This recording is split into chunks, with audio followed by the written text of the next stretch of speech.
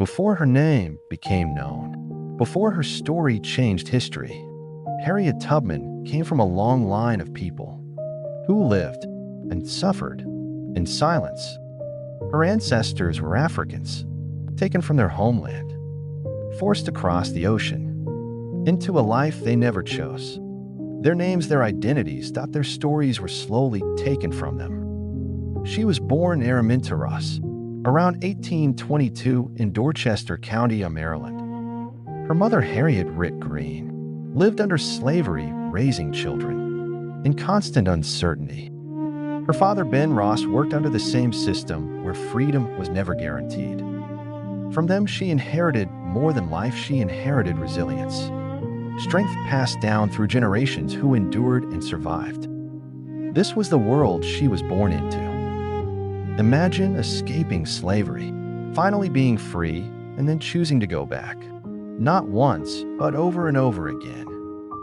In the year 1822, in Dorchester County, Maryland, Harriet Tubman was born into slavery, a system that defined her life before she could even understand it, where freedom was not a possibility but a distant idea whispered only in hope. And from the very beginning, her world was shaped by hardship, control, and survival. She grew up in an environment where every day demanded strength, where families could be separated without warning, and where even the smallest act of resistance could lead to severe punishment, shaping her understanding of the world from a very young age. Yet even in this harsh reality, something inside Harriet began to grow, a quiet strength that would later define her life and change the lives of many others. Between 1822 and 1835, Harriet was forced into labor at a very young age, working long hours in fields and homes, often under harsh supervision, where exhaustion became normal and survival became a daily challenge she had to face without choice. She learned quickly that strength was necessary, not just physically, but mentally, as she endured conditions that would have broken many, yet somehow continued to endure. These early years shaped her resilience, building the foundation of courage that would later define her actions. In 1835, a moment occurred that would change Harriet's life forever, when she was struck in the head while trying to protect another enslaved person, an act of bravery that came at a heavy cost. The injury was severe, leaving her with lifelong pain, sudden blackouts, and vivid visions that she would later interpret as spiritual guidance. What could have weakened her instead became part of her strength, shaping how she saw the world and the path she believed she was meant to follow. Between 1835 and 1848, Harriet developed a deep sense of faith, believing that her visions were guiding her, giving her direction in a world filled with uncertainty and danger. Her belief became her foundation, giving her the courage to think beyond survival and begin imagining a life of freedom. And slowly, that thought turned into a decision that would change everything. In 1849, facing the threat of being sold and separated from everything she knew, Harriet made the most dangerous decision of her life, choosing to escape slavery despite the risks. She understood clearly that if she failed, the consequences could be fatal, yet the desire for freedom was stronger than fear. And so, under the cover of night, she began her journey. Later in 1849, Harriet traveled alone through forests and unfamiliar terrain, guided only by the North Star and her determination to reach freedom. Every step carried risk, every sound could mean danger, yet she continued forward, refusing to turn back. And eventually, after a long and dangerous journey, she crossed into free territory. By the end of 1849, Harriet reached the North and experienced freedom for the first time in her life, a moment that could have marked the end of her struggle. But instead of staying safe, she made a choice that would define her legacy. She decided to return to the South and help others escape. Between 1850 and 1860, Harriet Tubman made multiple trips back into slave territory, risking her life each time to guide enslaved people to freedom. She used secret routes and safe houses, carefully planning each journey with precision and courage. Remarkably, she never lost a single person, earning a reputation for bravery and leadership. During the 1850s, Harriet became the most famous conductor of the Underground Railroad, a secret network that helped enslaved people escape. This network connected safe houses across states, offering hope in a time of fear. Through this system, countless lives were changed forever. Between 1861 and 1865, during the American Civil War, Harriet served as a spy, nurse, and leader, continuing her fight for freedom.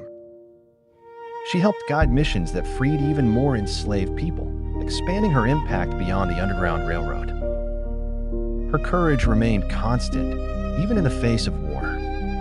After the Civil War ended in 1865, Harriet Tubman continued her work, helping others and advocating for equality until her death in 1913. From 1822 to 1913, her life became a symbol of courage, sacrifice, and determination. In 1850, a new law called the Fugitive Slave Act made it even more dangerous for escaped enslaved people, allowing them to be captured and returned even from free states. This meant that freedom was no longer safe, and Harriet had to become even more careful in how she carried out her missions. Instead of stopping, she adapted, becoming more strategic and more determined. To protect those she rescued, Harriet began leading people farther north, often all the way to Canada, where slavery was no longer legal. These journeys were longer, colder, and more dangerous, but they offered true safety. Harriet never gave up, no matter how difficult the path became. During her missions, Harriet used coded messages and songs to guide people without being detected. These hidden signals helped people know when to move, when to stop, and when danger was near. It was a system built on trust and intelligence. Harriet often traveled during winter, when nights were longer and fewer people were outside. The cold made the journey harder, but it also made it safer.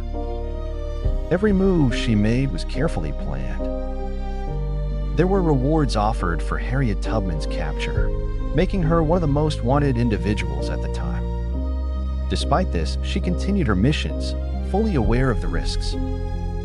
Her courage came from action, not the absence of fear. Harriet followed a strict rule. Once the journey began, no one could turn back. This rule protected everyone, ensuring that no one could reveal their path. It was a difficult rule, but it saved lives. This mission freed more than 700 enslaved people. It became one of the most successful operations of its kind. During the Civil War, Harriet also worked as a spy and scout for Union forces. She gathered information that helped guide military decisions. Her intelligence made her an important figure in the war. In 1859, Harriet secured land in Auburn, New York, creating a home and a place of support for others. This space became a refuge for those who needed help rebuilding their lives. She continued helping others long after her rescue missions ended. After the war, Harriet devoted her life to helping the poor, the sick, and the elderly. She used what little she had to support others. From the place, her mission continued in a new form. Harriet also became involved in the women's rights movement, speaking about equality. Her influence extended beyond slavery. Even in later years, Harriet continued to give to others. She never stopped serving her community. Her purpose remained unchanged. By the late 1800s, Harriet Tubman had already changed countless lives. Her story spread, inspiring many. She became a symbol of courage. Her story was never just about escaping slavery. It was about going back, again and again, to change the lives of others. A life defined by courage. Her story didn't end with escape. It continued with every life she helped change. From 1822, through years of danger and into a life of service, she became more than a survivor. She became a guide, a protector force that refused to break. In a world built to hold her back, she kept moving forward, again and again, because her story was never just about freedom. It was about courage,